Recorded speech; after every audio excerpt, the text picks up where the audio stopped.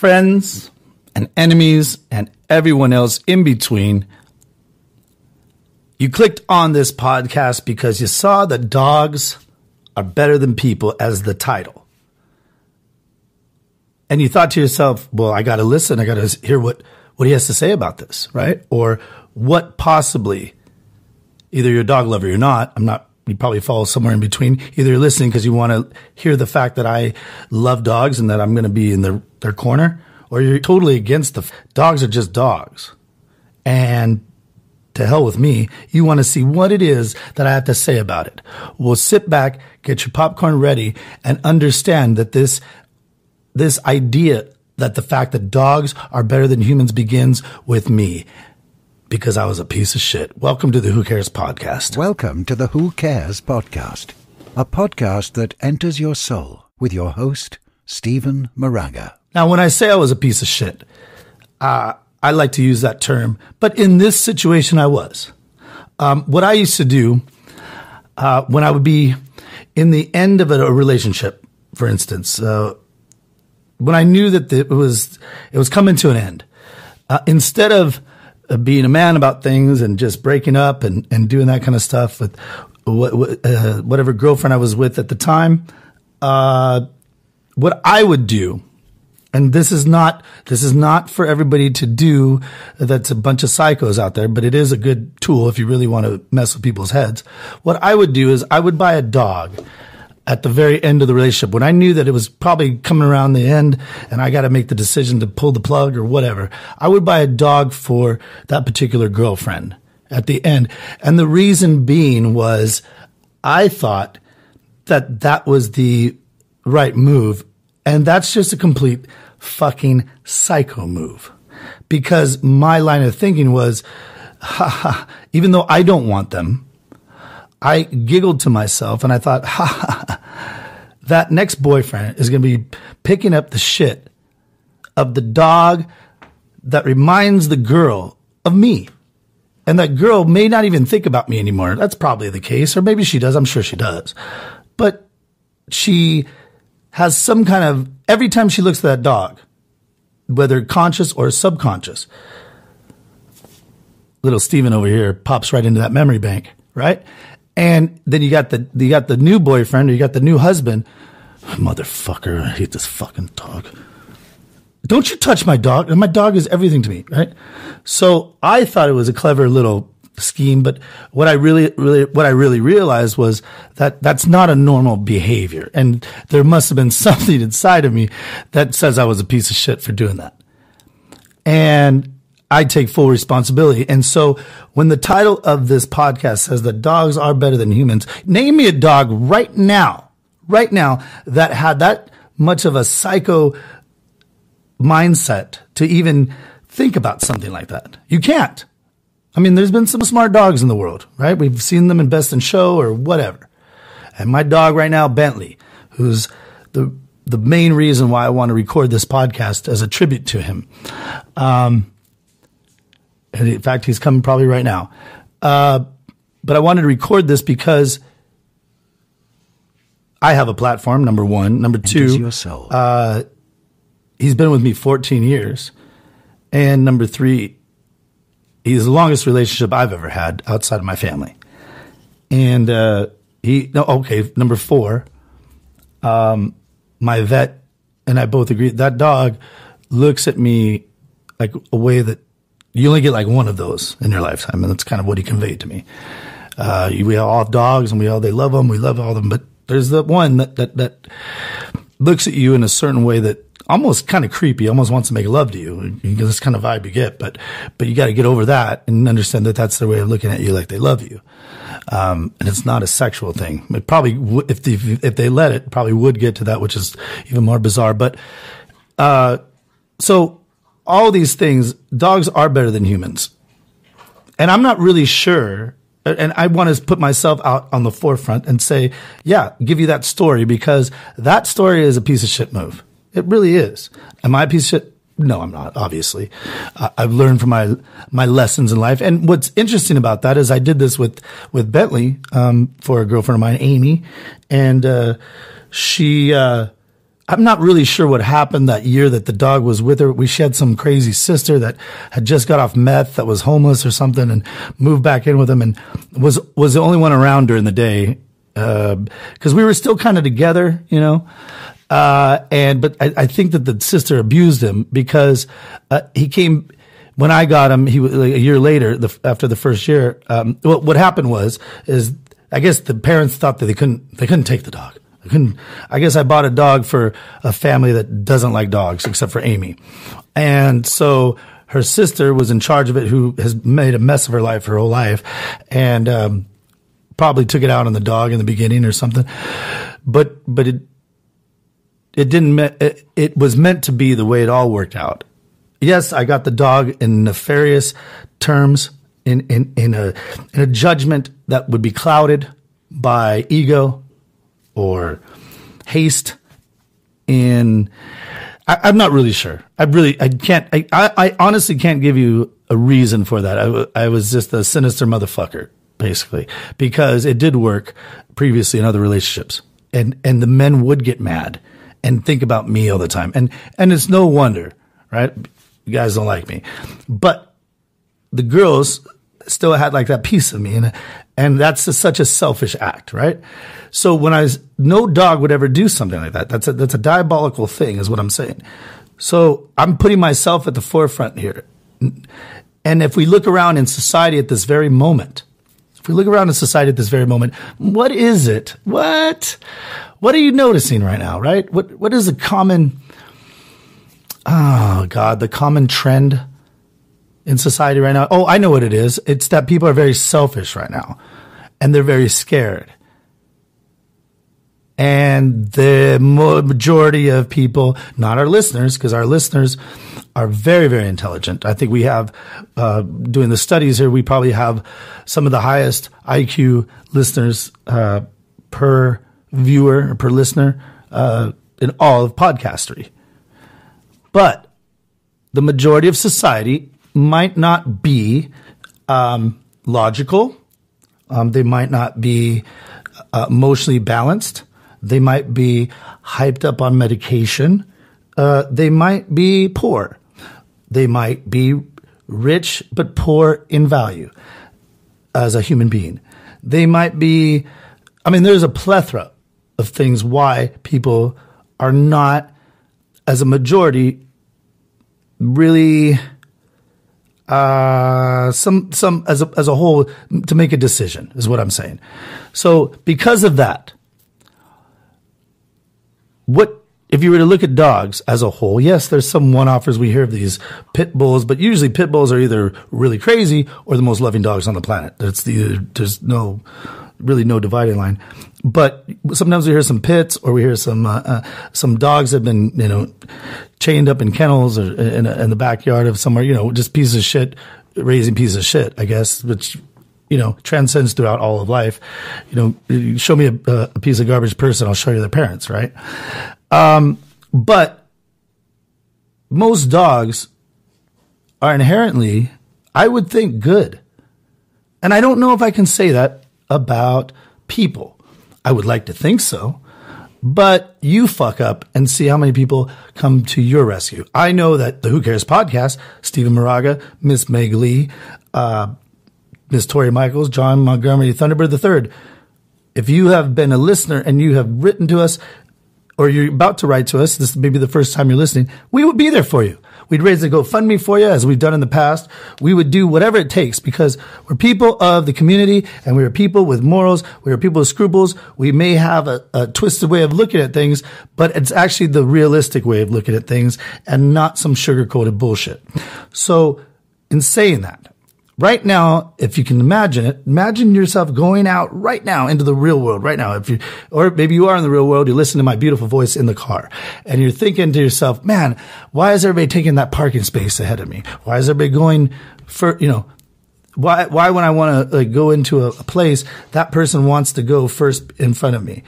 There's an epidemic of this right now. And I don't know if you guys don't realize that. I'm sure you do. Because right now people are scared, and they don't have any trust in the government. They'd have no trust in themselves, and they have no trust in their environment or the people that they thought was their blanket over their heart. There's my dog spitting right now. So it's interesting right now that in this time of disorder, at this chaotic time of disorder, we haven't had a leader of any sense of the imagination, probably in my whole lifetime, to be honest with you. But there's Bentley. He wants us to know he's alive and well, except he's not. So you hear that? That's he's taking a turn for the worse, and unfortunately, in the next 2 or 3 days, it's going to be I have to make the decision, and that's where this whole podcast is coming from. And this is a very emotional podcast for me, so I don't want to bring it down to a down note. I don't want to bring it down note to a low note, a sad note, because everybody out there is dealing with their own issues. That's sad or not sad, probably pretty stressful, I would assume. But if you're not, congratulations. You're one of the 1% of everyone out there. And I'm not saying that because I probably am close to that, except for this past month. This past month, if you were a numerical, thank you, numerical person, if you believe in numbers, if you believe in, I don't know, non-traditional religious activities, you would know that the term everything comes in threes is absolute. It's not quite fact, but it's absolute. And so 3 things came to me this past month since I got back from Dallas, actually past 2 months, that, my life has been really, really good. I can't, things have gone my way. They haven't, but it's been through an organic process. But this month, it was almost an uncontrollable month. Things out of my nature, beyond my control, out of my nature. What does that even mean? Things beyond my control, outside of my environment, where I don't want to say a victim because I'm never a victim. You are what you are. You put yourself in situations, things happen. But get your voice heard. When everybody is out there on the streets just waiting to go viral, you have another opportunity, and that is to come to anchor.fm. Download the free Anchor app and join us here at the What's the Play family. And make sure that you DM us here, Stephen, at Who Cares the Podcast, or go to info@whatstheplay.net so you can join our family. We'll promote the shit out of you. We will promote everything about you. Make sure you're cool. We're not going to promote something weirdos. We're going to make sure we promote you, because everybody needs their voice to be heard. Everybody during this time needs that voice, right? Don't you need that voice? You can go global tomorrow. Just join anchor.fm. Go to anchor.fm to get started, all right? But make sure more than all that, you join the What's the Play family. Info@whatstheplay.net will help you set it up. Will help you go through all the situational things that you need to do. And tomorrow morning, we'll make sure that you get your voice heard.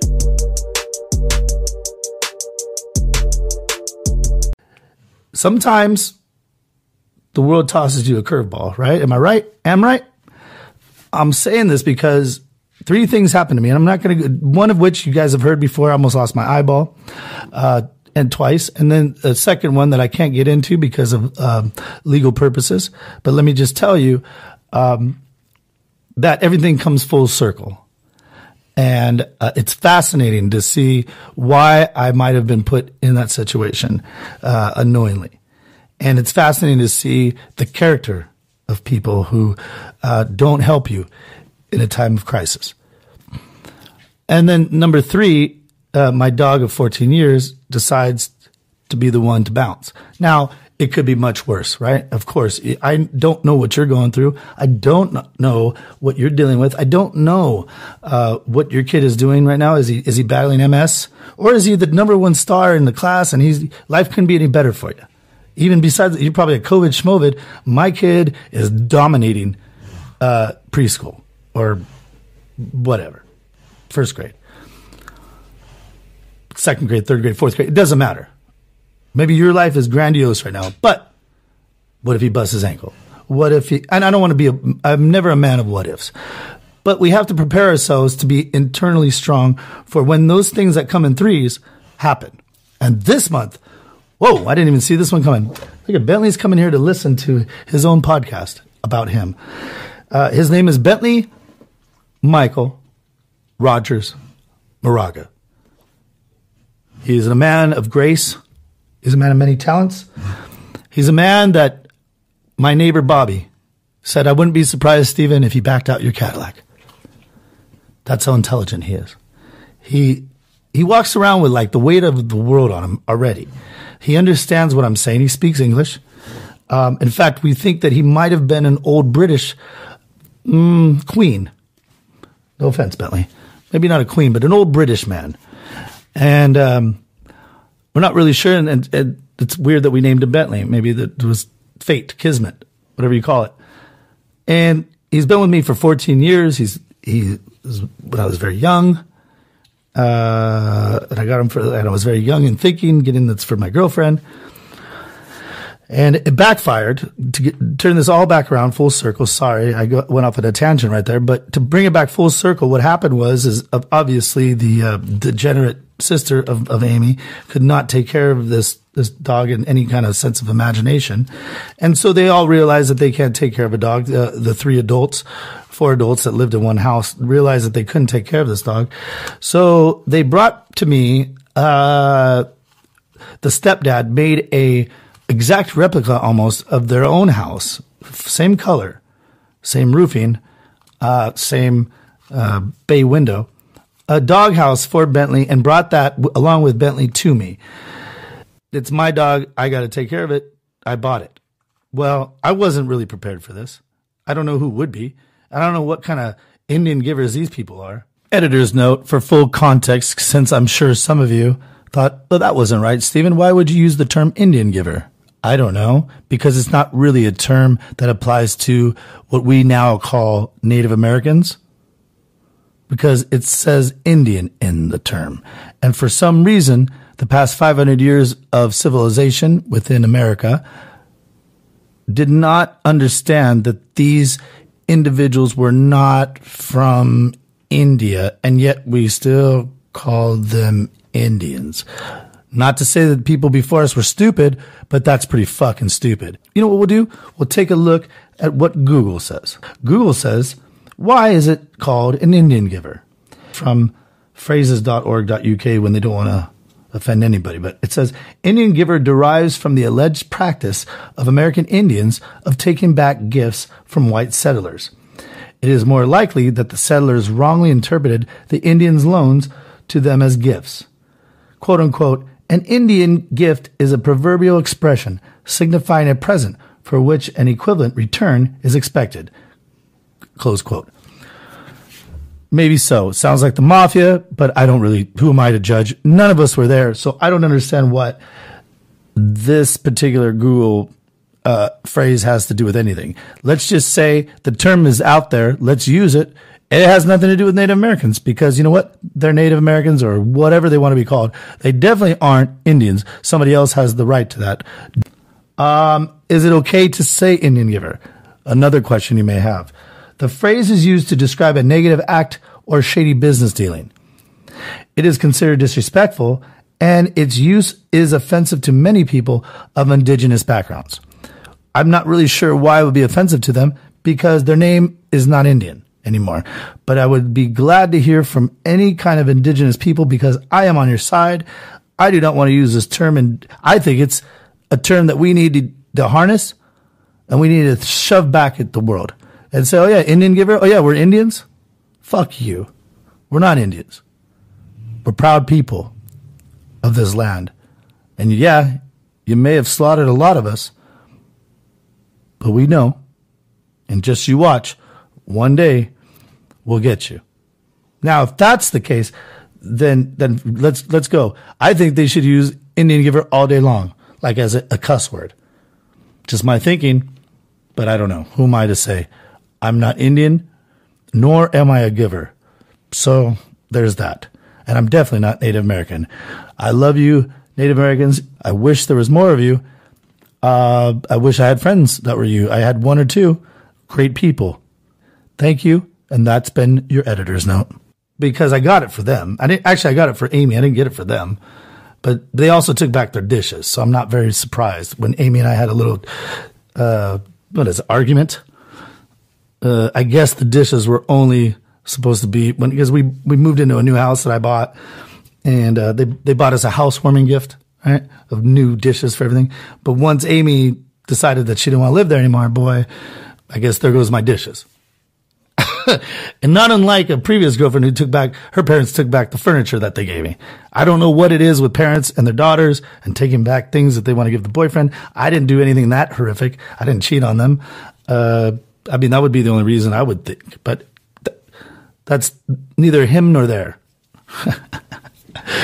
So, they bring back, the stepdad brings back Bentley, and I go, okay, I guess I got the dog. I didn't buy the dog for myself. If I would have bought the dog, but I love this dog. And I would actually find myself looking forward more to the fact that I'm going to see a dog than I am towards seeing Amy. Even when I would go visit her after she moved out, I would go visit her in the beautiful city of Corona, Crown Town. It's a very beautiful, very lovely place, kind of.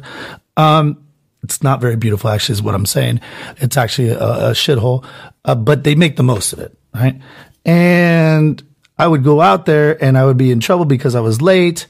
And, it's basically all the people that want to live out there can afford over here. So they have to sit in this traffic going all the way out the 91 freeway. And it's just every day they're in bumper to bumper traffic instead of, I don't know, maybe getting a bigger down payment so they could afford a house on the other side of the 91 freeway. But that's not either here nor there either. What I'm saying is this. They would get mad at me for being late, but I would be excited, almost more excited. And I don't know why. It was a connection between me and Bentley right here, my guy right here. I would get so excited, and I was like, what are you getting excited for? It's just a dog. It's just a dog, right? It's not even your dog. You bought it for her. And so anyways, so the dog probably was abused, we think, by that horrific homeless lady that they took in, their daughter, after 10, 15 years of abandonment. That by the daughter's fault, she didn't even let her mom know if she was dead or alive, and her mom was constantly in worry about it. And that's something that don't ever do that to your parents. But that just shows you the level of intelligence this girl had, and she's been in charge of this dog. So when I get the dog, that girl was the one taking care of this dog the whole time, and so I get the dog and I go, well, he definitely needs a drink like I do. So me and my buddy Colin decide to give him 3 Wiseman shots all the time, or a beer, or whatever. And that's probably not, I didn't know the horrific, I don't even know if I like this dog yet or not. I know that I liked him, but I didn't. And then something started to happen. He looked at me in a creepy way I thought for a second, like he wanted to make love to me. And that was weird. But he would just fall into my arms, no matter what. I'd just go to pet him and he'd just fall. And he was giving himself to me. Now, he also bit 11 people, and I don't care about that. Come at me with lawsuits. It really doesn't matter because y'all deserved it. And I didn't know y'all deserved it at the moment, but you did, because come to find out, each and every one of you turned out to be a piece of shit. I didn't know it at the time, but not one of you that he bit is probably worth living, basically, is what I'm saying. You guys probably keep living. It doesn't really matter, but nobody really cares. You're not really contributing to life, is what I'm saying. So 11 of you, and what is that, a commentary on me? I should probably have picked my friends better. Probably. That's fair. That's a fair assessment. What are you? You're the sum of your 5 best friends? Yeah, but you know what? Good thing these weren't my best friends. They were, maybe 9th or 11th down the chain. But you get the picture. So Bentley, Michael, Rogers, Moraga. And yes, he is a real Moraga, unlike a couple people in my family that claim to use that word, and I'll just leave that alone. But it's a sacred name, and if it's not your last name, don't use it, please. I'm saying this in fair warning. So when I say that, I want Bentley, I want the world to know Bentley. And if it's just this podcast, at least it's out there for consumption. And maybe it's out there for your consumption because you're going through something right now. Maybe it's your kid is messing up in school. You don't know how to deal with it. Because I really don't know how to deal with this whole, I got to take him down to the whole death camp like I'm Nazi warden, death camp warden, and put him in the, that just shows you how horrific those people were, right? Well, those are actual real lives, but maybe they just, that's why they didn't talk to him or something like that. But when you really know somebody, when you really know a person, no matter what, you have, and I'm just calling this dog a person. I'm calling him a person because I'm no better than him. Yeah, maybe he was born with a smaller brain capacity, I guess. I don't know. Yeah, he ages a lot. A lot more than we do. God damn it. In 14 years, I'm glad I'm not 100. I don't care how old Bentley is. I think that Bentley, to me, is still my child. And so when my child is looking to me his legs are gone. He has something called laryngeal paralysis. I don't know if you ever heard about that, but they usually only comes in labs. So if you have a lab, I'm sorry. It's possible you might get that. But what it does is it constricts and starts to paralyze the vocal cords. And along with that, surprise, surprise, it breaks their back. Or it paralyzes the back end of their legs. So they walk around for the last year and a half. I've been dealing with this. I've been dealing with this. I think Bentley's been dealing with this. I've just been bystander dealing with this because I took this on when I had the dog. And I don't understand why people, when they take on, maybe it's a spouse, or when they take on a troubled this or a troubled that, or they take on a stepkid, or they take on something in their life as a responsibility. That's your responsibility, my dude. That's your responsibility, my girl. That is, or my trans, or my non-binary, or my yet to be determined. What I'm saying is that when you take on a responsibility such that it's something or someone you take care of, you can't just walk out on it. That'd be very easy. I should have just... And what I was talking about with Amy's stepfather bringing the house that is a miniature of their house. So guess what I had to look at in my backyard every day? Their house when we broke up, right? Oh, Amy, what am I going to do with you? Oh, no, your house is in the backyard. Oh, no. Right? That was me. Oh, I just want to write a song for you. Right? That was me. Right? And so everything comes back full circle, right? I get what I should have gotten. But I am so blessed to have had this man. And little do they know that their lives were not enriched. They could keep their homeless daughter. And I'll take 15 Bentleys. I'll see one Bentley will beat your homeless, maybe even the daughter I was in love with. I don't know. She turned into a bodybuilder or something. But maybe I won. I won because Bentley has been the most loyal dog I have ever seen, heard, encountered. The guy, he's on his death door, and he's right here behind me. He's right here behind me, behind my seat, man. And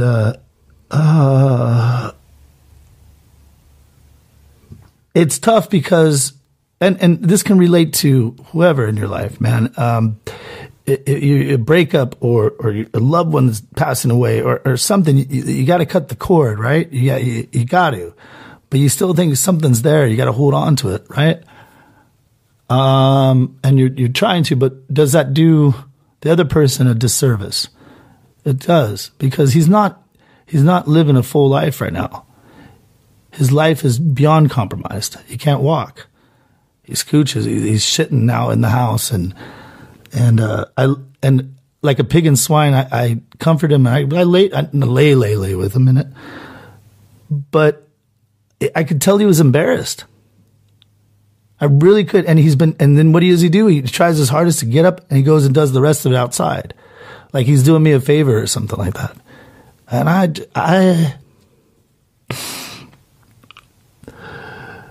I don't know what that is, man. And I don't know if anybody wants to say dogs are less than people and all that, but whatever that instinct is that drives this dude to push and persevere and be a better person in spite of what's happening. And he knows exactly what's happening to his body. He knows that his legs are gone, and he looks to me and he doesn't know why.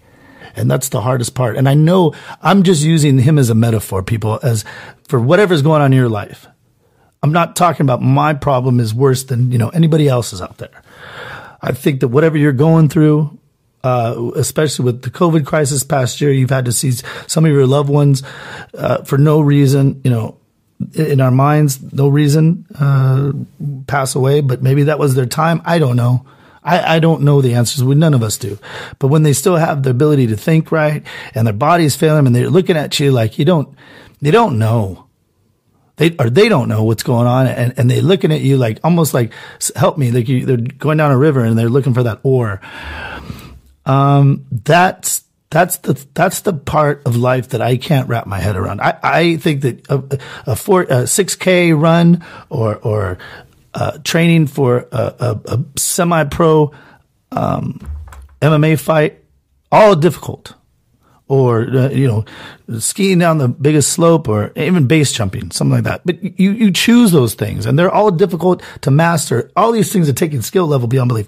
But what is the hardest thing in life is losing someone that cared about you probably more than you deserved. I mean, we all deserve it, but we know, from parents to maybe an uncle or a grandma that saw something in you. And when those people go, and I'm saying people because I think Bentley is definitely a person. When those people go, either your cheerleader or your fan or your rock or that constant in your life that you can count on, and that will always be there and will always love you. Some people will never have that, and I apologize to you that if you're listening, you never had that. Tell me about it. Stephen at whocaresthepodcast.com. I'd love to hear from it because my heart truly goes out to you because you were given a bum rap, in the beginning, but hopefully you persevered in spite of it. But you were behind the 8 ball, so to speak, as soon as you were born, or whenever. So my heart really goes out to you, and I would love to know what you did to overcome that. Did you find somebody that was your number one fan, and then maybe they left too, or they died, or I don't really know, right? None of us know. It may sound like I'm rambling. I'm not rambling because what I want to come across in this episode, it's not a sad episode. We all live, we all die, and we have to be logical, and we have to be thinkers about that. And we got to understand that, sometimes it interferes in your life. Sometimes people become a burden, right? I just had a friend, Autumn, her grandmother passed away, and she's upset about it, but I'm sure it was very difficult for her. She decided not to talk to me for some reason. Not really sure why, but that's it's been her MO. I don't know. She's gone through a lot, and I really can't blame her because she lost her parents pretty close in each other. Now she lost her grandma. Everybody pretty much in her life is gone that she can put a marker on, or she can put a remembrance about. Like basically in our lives, when those people go, it not that it erases your childhood or erases your youth, but it's pretty close to that, right? Because you don't have that stability anymore. And that's what I'm saying. People that leave us, it's tough, man. But you still, like them, can learn. The other night, Bentley is trying to walk. He's trying his ass off. And I'm going, yes, Bentley, come on, let's do it. Let's do it, buddy. You could do it. And really, what's he doing it for, right? But the amount of effort that he put into just getting up and yeah, the floor is a little slippery, some tile, and he probably should have been doing it on a rug because he hates tile now because of his legs are pretty much, like Christopher Reeves. He was trying his ass off and he got up there and he did it. And he's looking at me like, oh my God. And he's looking at, and I was like a proud papa, and I'm sure you've seen that in your life. When you see your kid, do something. I remember, see my godson Ryder, him the other day, he'd been in a hitting slump. And then I wish I could have been there, but, we all live our own lives, but once he got that hit, it's like it breaks open a whole new world of opportunity, right? But to see your kid struggling like that, I'm sure is tough. And Jimmy, shout out to Jimmy, a big time listener to the show, big time supporter and contributor sometimes. That's his son. And that had to be an amazing feeling for him to see his son, bust through that quote unquote, ceiling or wall or whatever it is. And to find himself and to learn that he can do it, and I know I'm getting real sappy and we're going really long on this, but dogs are better than humans. I wanted everybody to understand the power that dogs do have, and Bentley is the epitome of the power of what a dog has on a human being, because I always want to research and I always want to bring to my audience why it is that dogs are better than humans. So I went and found this fantastic, it's called helpguide.org. Give them a shout out right now. Helpguide.org. And it's the health and mood boosting benefits of pets, right? We all know that pets are very beneficial. Very beneficial. And the benefit that pets bring, right, in this article says that any pet can improve your health. Basically, people who have pets are much more inclined to be healthier. They're probably not as fatalistic, probably because for the simple fact, and that's how simple we are as people, there's somebody waiting for you. There's somebody that cares about you more than you care about yourself. If I'm half the man that my dog thinks I am, then I did something right in life. So the studies that are in this article have shown that pet owners are less likely to suffer from depression than those without pets. Interesting. People with pets have lower blood pressure, and we're talking even fat people, in stressful situations than those without pets. One study even found that when people with borderline hypertension adopted dogs from a shelter, their blood pressure declined significantly within months. Number 3, playing with a dog, cat, or other pet can elevate levels of serotonin and dopamine, which calm and relax you. As we all know what dopamine is. Half of you are shooting in your veins right now. Pet owners have lower triglyceride and cholesterol levels. Those are the indicators of heart disease than those people who are sorry sacks of shit that don't have pets. And heart attack patients with pets survive because of the fact that they have pets much more and longer than people who do not have pets. And finally, pet owners over the age of 65 make 30% fewer visits to their doctor than those without pets. So go out there and get yourself a Bentley. You're not going to get a Bentley because you can't just replace this, man. Just like I can't replace each and every one of my listeners. But go out and get yourself a dog that suits you, that maybe looks like you, because a lot of them do. But go out and get that dog. Go out and get that cat. Go out and get that bird. Go out and get that monitor. Or whatever else my cousin Tim has in his, whatever else you can find, if it's a reptile, whatever. Go get yourself something that makes you feel better when you come home. We can only judge society based on how they react in times of crises.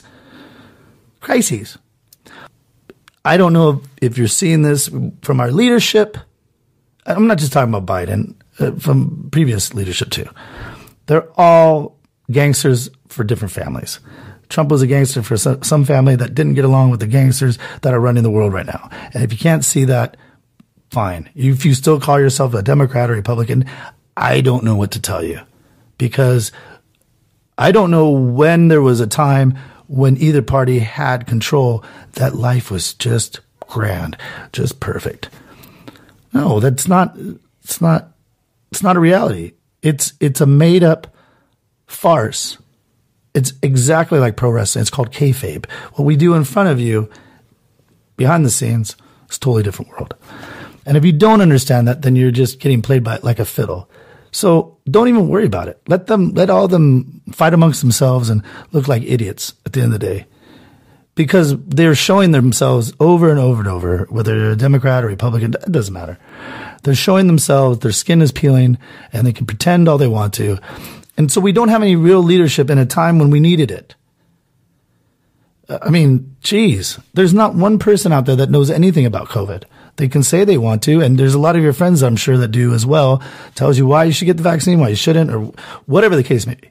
Everybody became instant PAs or semi-nurses or LVNs. Actually, everybody is pretty much on the LVN. No, I'm just kidding.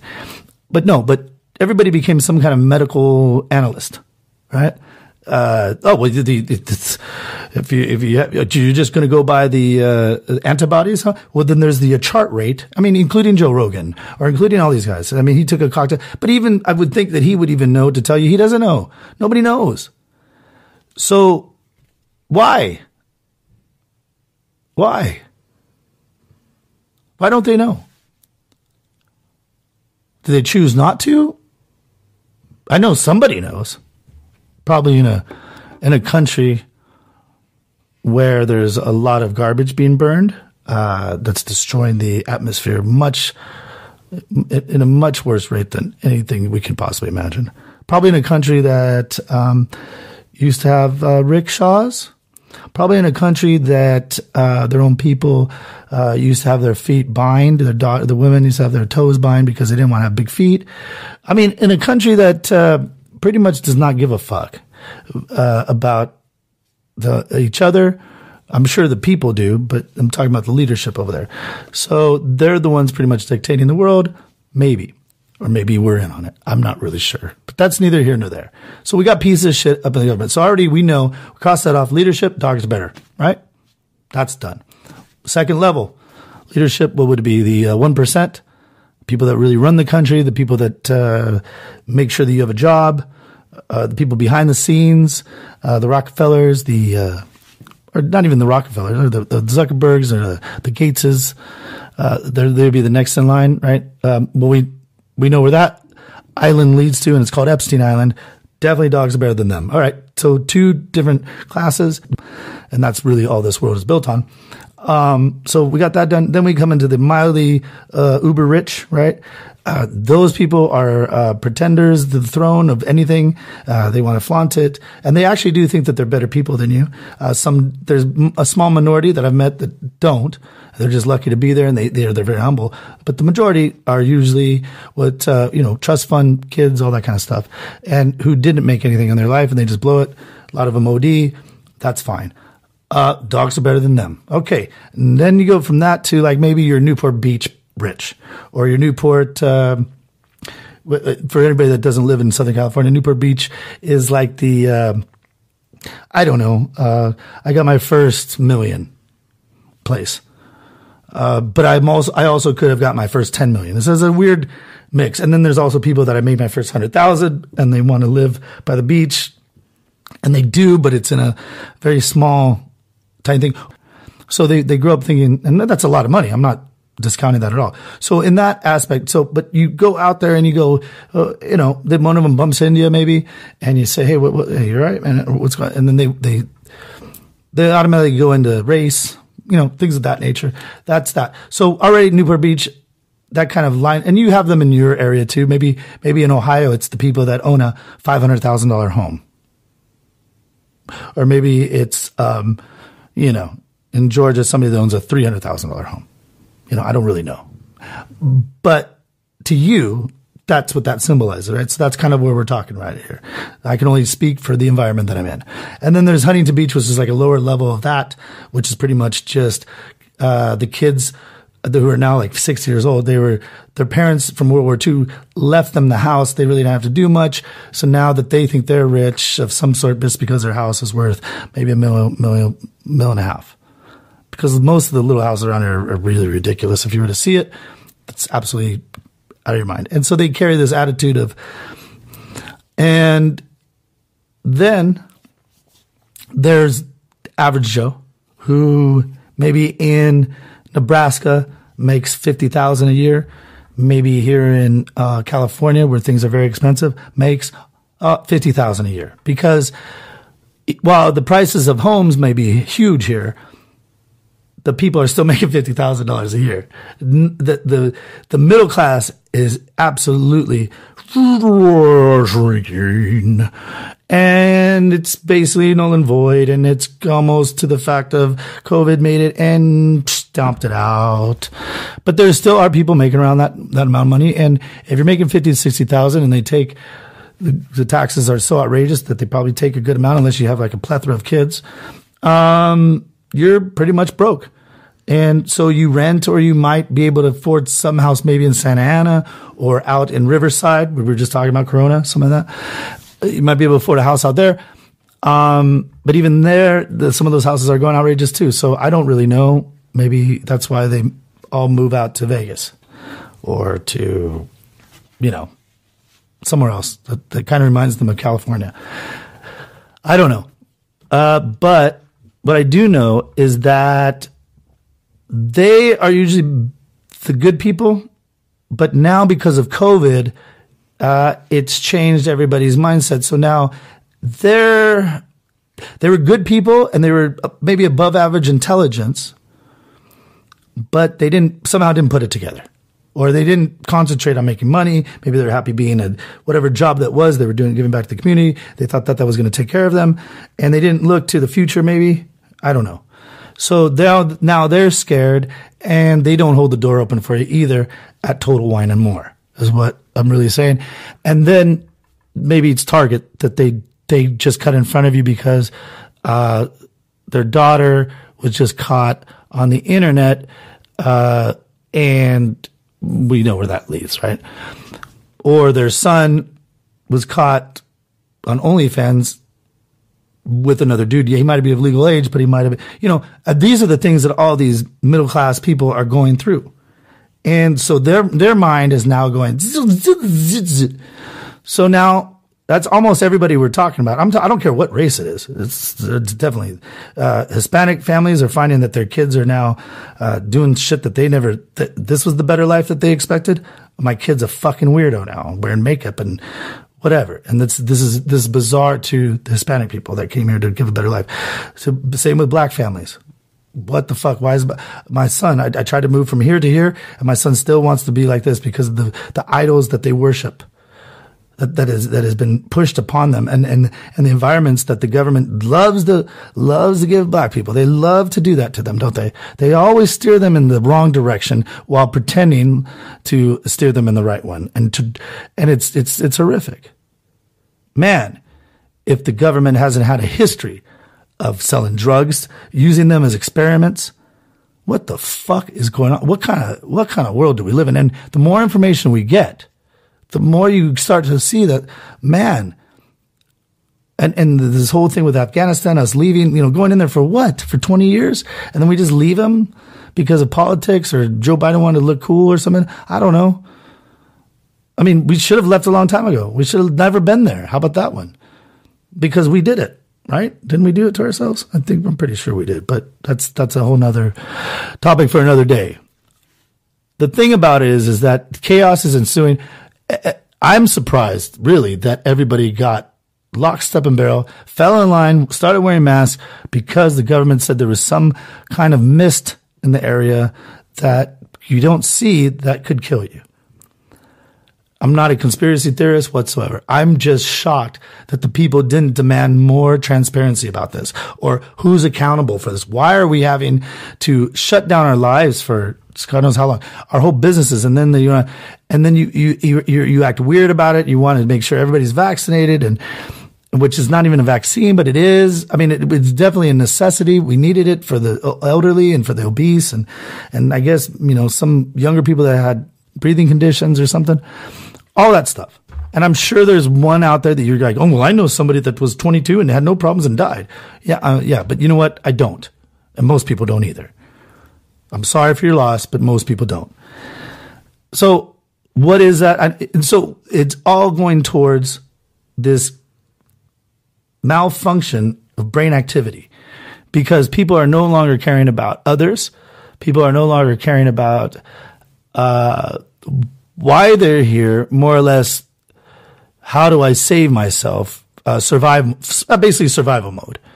Because they don't want, they're sad about what their kids have to go through. They're sad about, maybe they don't have a job anymore, or they do, or the EDD ran out, and that was nice of the government to just give it to you and then just take it away real nice and get you basically get you hooked like a drug dealer. That's basically what they did. They gave out that EDD money, and they said, here you go. The first one's free. First one's free. Oh, now you're addicted to crack, or you're addicted to meth, or you're addicted to whatever. Oh, let me just pull that from you. Now how are you going to get it? Now go work. What? I've been lazy. You told me it was okay to be lazy. Now go work. Get to work now. Well, you don't want jobs that are out there for you. No, I liked having like this money coming in because you told me I couldn't. And I don't. Now we can, but we're not. We can't really go to work. We got to wear a mask, but I have my shots and my booster, but I got to wear a mask. What?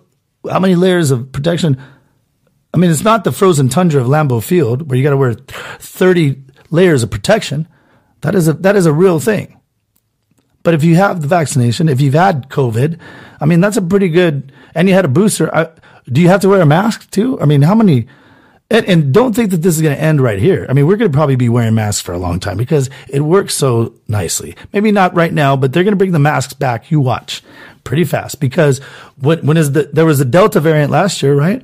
So what's the new variant this year? Oh, you know what? Most people are getting their vaccinations. They don't have to bring that one out, right? Interesting how that works. Anyways, so the middle classes all lost their mind. Dogs are better than them. The poor, while definitely they didn't ask for it, some do. Some do ask for it. I don't have compassion for people that choose to be the way they do because everybody has a decision life. Now, the poor around the world, if you live in America and you're poor, I don't know what to tell you. Either you can say you don't have opportunities. That's true. There's not a lot of opportunities in many, many areas, or who you surround yourself with. Trust me, I know. I've surrounded myself with the shittiest of people, and you know who you are. You're probably listening because you want to see what I'm going to say next. But when you surround yourself with shitty people, chances are you ain't gonna be too much different than them. So you got to find a way to surround yourself with somebody that inspires you, someone that has but it's tough because if all you know is shit, how are you going to get out of that? I get it. But so there's poor that, and there's poor, let's be honest, that are just not smart. And that's okay. Not everybody is born like our audience or myself. The highest IQ of all audiences in all of podcastery. But that's why we have compassion. That's why, but we can't let the minority, which I'm talking about, the poor, it should be the minority. The poor is growing and it's taking over the middle class. And that's by design, people. And pretty soon they're going to get those people in Huntington Beach, and pretty soon they're going to get the people. It's going to be like, there's only going to be the 1% and the rest of all of us. It's not going to be based on race. It's going to be based on haves and have-nots. Did your dad graduate from Harvard and has the in for you to go? I mean, no. Chances are no, but maybe there are some. We do have the brain power is actually coming through the Ethernet cable right now, right into my soul. I feel it. I'm actually stronger because of your brain power, the people that listen. But no, chances are that's not the case. So you got to do things on your own. Not one of these politicians, not one of these people that we all look up to, that we riot for or that we protest for. Go get a DUI right now and see how many of those motherfuckers come to your aid. I guarantee you not one of them. I don't know. Maybe you know a couple people that pull some strings. Luckily, I have. And I've seen it firsthand what these people are about. And so right now, I just gave you every class of people that my dog and all dogs are better than. Because they didn't ask for this life. They're subservient to you. Basically, you're like a police warden. And when they eat, they eat. And now I'd like to play Miss Tori Michaels. Was very saddened. She was, if you've listened to the show at all, or if you watched our show on twitch.tv/What's the Play Games, or on YouTube, our YouTube channel at What's the Play, all one word. If you've looked at that, you know Ms. Tori Michaels. She was a radio personality too before this. And she's a loose cannon. I'm not going to say she's not. She's very intelligent, but sometimes, she's very creative. Let's just say that. So I wanted to share with you, when I told her, the plight that Bentley had, and she knows Bentley. She's known him for many years. I thought I'd share with you what she said. She goes, yeah, that sucks about Bentley. But here's something you know, it's funny you said that because I made a jingle about dogs. Interesting that it just so happened to coincide with my dog dying, and that's fantastic. Who knew that she had this jingle? So I'm going to play it for you right now. I guess this would be her jingle about dogs or her love of dogs, because I guess unfortunately her dogs are not doing well at this moment too. So I thought I'd play this for you. Let's see if you can hear it here. Okay, here we go. Hey teddy bear, I know you love to lick, but you know what makes you sick? And when you go ruff, ruff, and that doggy little itch.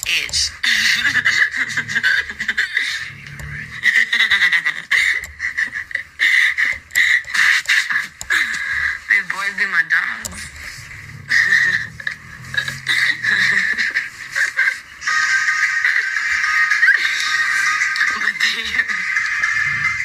Oh my god, we have to talk about, like, we have to rap about, like, they be on the prowl.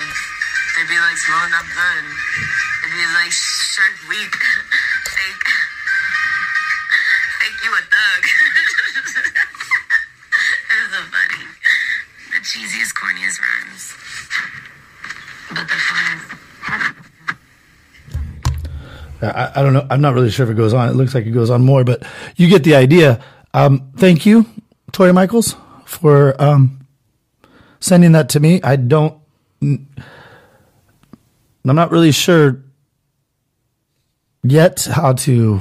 I'm not really sure how it really fucking matters in my life right now when I'm going through this with my dog, but I appreciate the sentiment nonetheless. So remember, people, when you lose a dog, you gain some shitty raps. And you could call in and tell me your opinion on this. Well, the other night I see my dog, Bentley, and I'm trying to get him to, I'm finding out that his legs just ain't working, and it's crushing me. And then all of a sudden, I'm like, come on, Bentley. And he couldn't do it. And I laid with him, and I kind of rolled around with him a little bit. And I don't even know if he realized it, but he shit himself. And he shit himself because he's dying. And so I thought, wow. And I read about that article about the kid who shit himself or something, and they got arrested for it. I thought, wow. Usually that makes sense, right? When you're dying, or when you get shot by I don't know if anybody's been shot before, but a gunshot will make you usually shit your pants. So it's usually like the final curtain, so to speak, on something you've done in your life or you haven't done, or I don't know.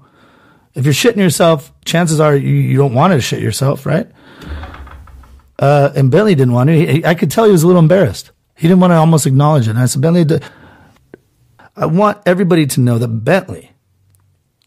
Bentley Michael Rogers Moraga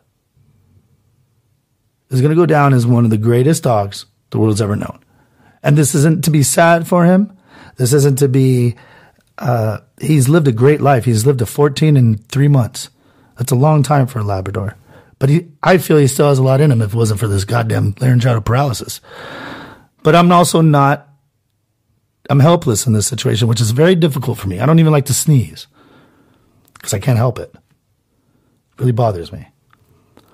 But I think the whole moral of this that has taught me, and I'm trying to convey to you, is that we need to just treat each other like it might be the last time we see them, more often than we don't.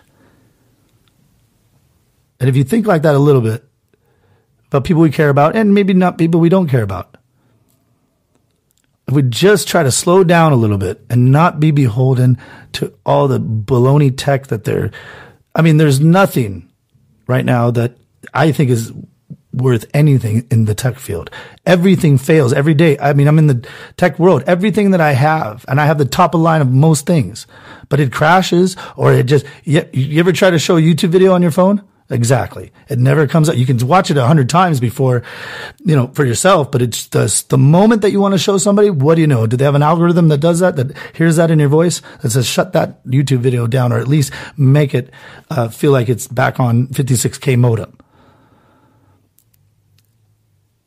Who cares about all that? Who cares? Don't let society right now dictate your I'm short circuiting and COVID's and I don't really know and everything's really scaring me. I might not have a job. Trust your instincts. They got you this far. You're going to be all right. And if you're not, you'll find a way. But don't do it on the backs of other people because you're more important or your place in line at Target or you feel disrespected by somebody over here. Man, none of that shit matters. What matters is right now I'm saying goodbye to my friend of 14 and a half years. Not just my friend, somebody I thought of as like, he's been in my family. I mean, he's gone through more girlfriends, more relationships. He's seen more chaotic mess. I mean, the guy has gone through it all. He's drank more alcohol probably than you. He's spilt more liquor than you guys have even drank in their whole lifetime. But he's lived this long and he's part of me. And you wish you could change a little bit in the past. You know, you always feel that, man, I should have done something different. You try not to have regrets. But try not to regret. You try not to have any regrets. But I know, as I've gotten a little bit older, not that much, I can't imagine how wise I'm going to be in my 40s. But as I've gotten older, things start to be a little more clear. And you're not dictated by flavor of the month, whether it be human, toy, well, you name it, or trend. And I think what this time period has shown that like everybody right now has no idea what to do, from music to movies, even to gaming, which looked like they're actually probably the most solid, right, of entertainment, or just how to treat people. I see it when I go out. People are talking to their bartender and the bartender's looking at them like they're a bunch of idiots too. Everybody they're not learning how to converse. I mean, they're witty as shit online, but try to talk to people IRL, and it's over. I mean, it's literally frustrating. And I feel like I'm talking a different language, so I'm just going to start speaking to everybody in Spanish. Hopefully they get it, because I feel like I get a lot of calls that they think that I already do speak Spanish because my name is Moraga, and it is a true Moraga name. So let's put a bow on this podcast. Let's give thanks to the fact that you didn't know Bentley, but I did. And let's give thanks to whoever Bentley you have in your life, or whatever friend you have in your life that you cherish, and just go give them a kiss right now and be thankful that they have been in your life as long as they have, and tell them something that you're appreciative of. Because that's all we have. Those relationships. That's the real core of life. If you don't believe me, go make a lot of money and be a dick and see how many people are your friend just because you got the money, and then as soon as it goes, they're gone.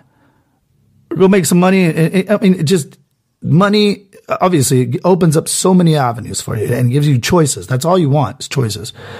But it's not what juices you in life. It's not what our souls were meant to gravitate to. It's the relationships that you build. It's the stuff that tugs at your heartstrings. It's the stuff that gives you hope in the world. And my dog, Bentley Michael Rogers Moraga, Here we go. gave me